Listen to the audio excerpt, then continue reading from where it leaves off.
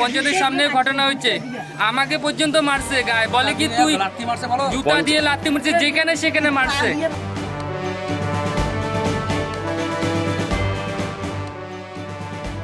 কখন যে মারপিট হয়েছে, কখন যে কি হয়েছে কিচ্ছু এগুলো আমি জানি। ৮ দিন ধরে নিখোঁজ থাকার পর ফিরে আসলেও এলাকার মহিলাদের দ্বারা লাঞ্ছিত ও অপমানিত হয়ে আত্মঘাতী গৃহবধূ।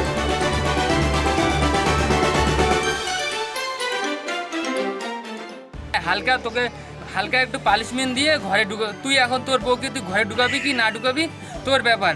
তারপরে বলে কি তুই যদি ঘরে ঢুকাস তাহলে তোর ঘর বাড়ি ভাঙিয়ে দিব।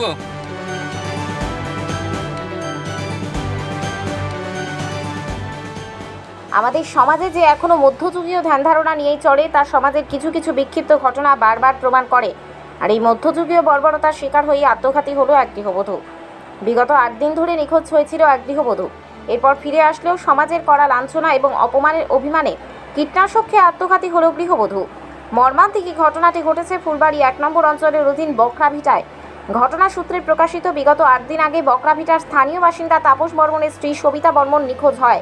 তবে জানা যায় সবিতা দেবী এলাকারই এক বিবাহিত যুবকের প্রেমের ফাঁদে পা দিয়ে তার সাথেই ঘর ছেড়ে চলে গিয়েছিল।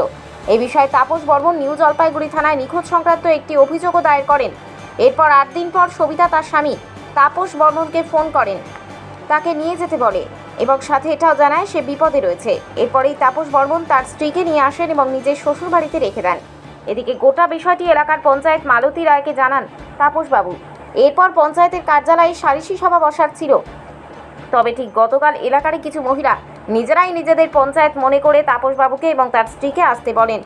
এরপর তাপসবাবু তার স্ত্রীকে নিয়ে আসলে তাদের দুইজনকেই বেধড়ক মারধর করেন উক্ত পঞ্চায়েতের নামী মহিলারা। তাদের মধ্যে একজনের নাম স্বপ্না অধিকারী। তাপসবাবুর অভিযোগ, গোটা ঘটনাটি পঞ্চায়েতের সামনে ঘটলেও পঞ্চায়েত কিছুই বলেননি। এরপরই সবিতা দেবী অপমান সহ্য করতে না পেরে কীটনাশক খেয়ে আত্মঘাতী হন। এই বিষয়ে এলাকার পঞ্চায়েত মালতী রায়ের কোনো বক্তব্য পাওয়া না গেলেও তার স্বামী শম্ভু রায় বলেন মারধরের বিষয়ে তিনি কিছুই জানেন না। উপরন্তু তিনি আরও বলেন পাড়ার মহিলারা নাকি দু একটা চড় মারতেও পারেন। মৃত সবিতা দেবীর স্বামীসহ তার পরিবার এই ঘটনায় দোষীদের কঠোর শাস্তির দাবি করেছেন। তবে এত ঘটনার পর কিন্তু প্রশ্ন থেকেই যাচ্ছে যে পাড়ায় পাড়ায় সালিশি সভার মাধ্যমেই যদি সমস্যার সমাধান হয়ে যায় তাহলে সমাজে পুলিশ প্রশাসনের ভূমিকা কী? ঘটনা হয়েছিল, আমার বউ মোটামুটি ৮ দিন থেকে নিখোঁজ ছিল। তারপরে আমি খুঁজছি, মিসিং ডায়েরি দিছিলাম। তারপরে মিসিং ডায়েরির পরে ৮ দিন পর আমার বউ আমাকে ফোন করছে যে আমি অমুক জায়গায় আছি, তুমি এসে আমাকে নিয়ে যাও। আমি অনেক তাকলিকে আসছি, তা আমরা নিয়ে আসছি। আর যে ছেলেটার সঙ্গে পালাইছিল ওই ছেলেটার বাবা আমাদের হাতে তুলে দিয়ে বলছে কি আমি তো যাইতে পারবো না, তুমি ওখানে পঞ্চায়েতের ওখানে যে আমাকে ডাইকো, আমি যাব। তারপরে ওই ছেলেটার বাবা বলে কি না এখন কোন সবিতা আমি চিনি না। তারপরে আমরা ডবল ডায়েরি দিছি, তারপর ও আসছে ওর বাবা। তারপরের দিনে ওর বাবা আর ওর ছেলে ওর বউকে টোটাল ফ্যামিলিকে নিয়ে আসছে। তারপরে আবার তার আগের দিনে আমার শ্বশুরবাড়িতে আমার বউকে রাখছিলাম সেফটির জন্য। তারপরে পাড়ার লোক বলে কি তোর বউকে নিয়ে আয় না। আমরা তারপরে বললাম না আমি কেন এখানে নিয়ে আসবো, আমি আগে পঞ্চায়েতের বাড়ি যাব।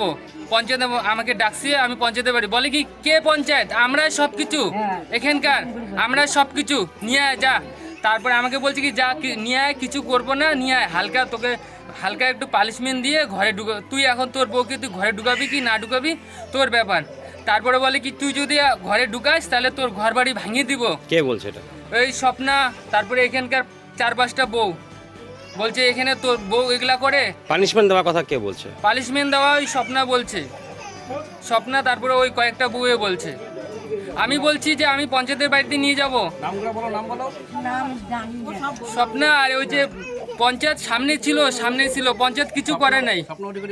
স্বপ্না অধিকারী নাম। পঞ্চায়েতের সামনেই ঘটনাটা ঘটেছে? হ্যাঁ, পঞ্চায়েতের সামনে ঘটনা হচ্ছে, আমাকে পর্যন্ত মারছে গায়ে, বলে কি তুই জুতা দিয়ে লাথি মারছে, যেখানে সেখানে মারছে। দরকার পড়ে আমাকেও মারছে। পঞ্চায়েত তার কোনো প্রতিবাদ করে নাই? পঞ্চায়েত প্রতিবাদ করে নাই, ও দেখিয়ে ওখানে ছিল আর ওই দোকানে বসেছিল। এখন কি চাইছেন আপনারা? এখন চাই ওদের শাস্তি। আর ওই যেখানে 3জন আছে, শ্বশুর আর ওর বর, মানে যে ছেলেটার সঙ্গে ভাগিয়ে গেছে আমার বউ আর ওর বউ, ওকে শাস্তি চাই। 3জনকে আমি শাস্তি চাই, পাড়ার লোককেও আমি শাস্তি চাই। হ্যাঁ, লিখিত অভিযোগ আমি দিছি, থানায় জমা করছি। কার বিরুদ্ধে অভিযোগ দিয়েছেন? টোটাল পাড়ার ব্যাপারে আর ওদের ব্যাপারে। আপনার নাম? তাপস বর্মন আমার নাম। কে হয় আপনার? আমার বউ, স্ত্রী। এটা কোন জায়গা? বগরাবিটা। এই ব্যাপারে আমি যতটুকু খবর পাইছি, প্রথমে আসলো তোমার হয়ে গেলো যে ছেলেটা পালায় নিয়ে গেছিলো, ওখান থেকে কমপ্লেন আসলো ওর বউ। আর যার বউকে পালায় নিয়ে গেছে ওর স্বামী আসলো, আমাকে কমপ্লেন দিল। কমপ্লেন দেওয়ার পরে এইভাবে 10 দিন চলে গেলো, 8 দিন চলে গেলো। তারপর রিপোর্ট আসলো যে ওদেরকে পাওয়া গেছে। তাই কিন্তু আমার বক্তব্যটা হলো, যেহেতু দুই তরফ থেকে মিসিং ডায়েরি করছে, তা দুই তরফ থেকে মিসিং ডায়েরি করাতে কিন্তু পঞ্চায়েতের কোনো দরকার পড়ে না। কিন্তু হিসাবে ওদেরকে যাওয়ার দরকার থানাতে, তা ওরা থানাতে না গিয়ে চলে আসে পঞ্চায়েতের কাছে। পঞ্চায়েতের কাছে লাস্টে আমি চিন্তা ভাবনা করলাম যে তাদের সবাই মিলে বসে তোমার তাদের তোদের মীমাংসা যদি হয় তাহলে হয়ে যাক। তারপরে কি করলো, আমি তো তখন ছিলাম না, ওদের বাড়ির সামনে বসছিল সবাই। আর আশেপাশে বাড়ির আশেপাশে মনে করছেন মেয়ে ছেলে বা ধরে না ওই যার স্বামীকে নিয়ে পালিয়ে গিয়েছিল ওর বউ এসে মনে করে একটা মারপিট কেচাল ঝগড়া হয়েছিল। ততক্ষণ অবধি আমি ছিলাম না। লাস্টে আমি যখন মনে করি মারপিট ঝগড়া কেচাল হয়েছিল, তারপর আমি গেলাম এখানটায়। তারপরে এখানে 10 মিনিট খেয়ে দাঁড়াইছি। তারপরে মনে করে ধরে ওই বউ গেছিলো, সবাইকে বললো যে আমি পেশাব করতে যাবো। পেশাব করতে গিয়েই উনি কী করলেন, একদম হলো কিসের সেটা বলে এটাকে অ্যাসিড। ও অ্যাসিড খাইয়ে দিয়েছে। অ্যাসিড খাইয়ে দিয়ে তো আমরা সবাই তো জানি, সবাই বাড়িতে থাকো, সবার এসে থাকে, ফিনাইল থাকে, হয়তো ফিনাইল খাইছে মনে করার জন্য গোবর জল খাওয়ানোর পরে আমি যা দেখলাম তো সিরিয়াস অবস্থা। তারপর জাম্বুকে আমি বললাম বারবার করে যে তাড়াতাড়ি তুমি নিয়ে যাও, কিন্তু ও অ্যাসিডে খাইছে। কেন ওদের মুখটু পুড়ে গেছে, ওরা কেউ কোনো গায়ে লাগাচ্ছে না। কমসে কম ওইভাবে আধা ঘন্টা চলে গেলো। আধা ঘন্টা পরে তারপর একটা টোটো ঠিক করে দিয়ে আমি পাঠাই দিলাম। কখন যে মারপিট হয়েছে, কখন যে কী হয়েছে কিচ্ছু এগুলো আমি জানি না। এতটুকুই আমার কাছে খবর আছে। এখন বাড়ির আশেপাশে যে মহিলারা যে দু একটা থাপড় দিচ্ছে, সেটা দিতেই পারে। পাশাপাশি এর আগে 2বার ঘটনা ঘটছে। উনার কি এই বিষয়ে আগেও কোনো কমপ্লেন বা এসেছিল? হ্যাঁ, এর আগে ছিল তো কমপ্লেন।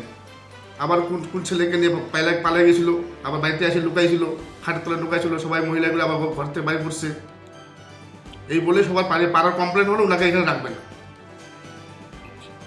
আপনার নাম? আমার নাম হলো শম্ভু রায়। আমার ওয়াইফ হলো তোমার হলো পঞ্চায়েত, ওনার হাজব্যান্ড আমি।